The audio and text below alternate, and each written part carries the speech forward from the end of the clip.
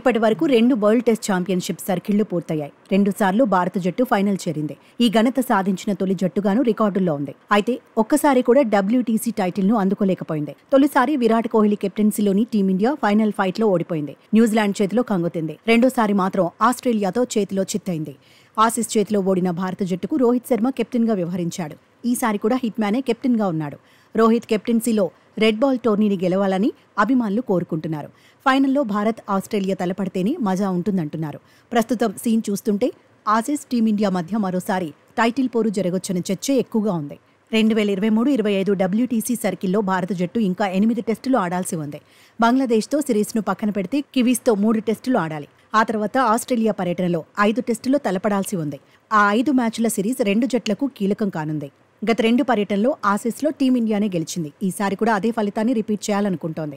Hat trick కొట్టాలనుకుంటోంది. అయితే Aussies మాత్రం దెబ్బకు దెబ్బ తీయాలనుకుంటోంది.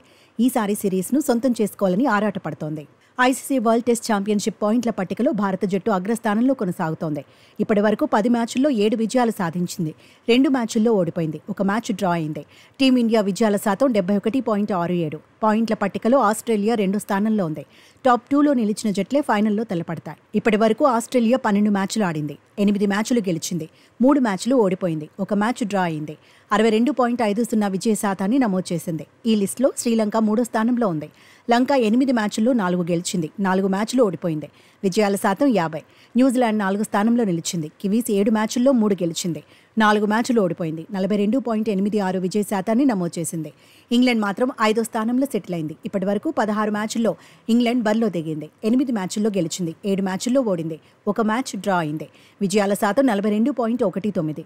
బంగ్లాదేశ్ 7 మ్యాచ్ల్లో 3 గెలిచింది. 4 మ్యాచ్లు ఓడింది. 6వ స్థానంలో నిలిచింది.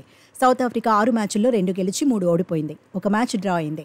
7వ స్థానం సాధించింది. పాకిస్తాన్ 7 మ్యాచ్ల్లో 2 గెలిచింది. 5 మ్యాచ్లు ఓడింది. వెస్టిండీస్ 9 మ్యాచ్ల్లో 1 గెలిచింది. 6 మ్యాచ్ల్లో ఓడింది. 2 మ్యాచ్లు డ్రా చేసుకుంది. ఆఖరి స్థానంలో నిలిచింది.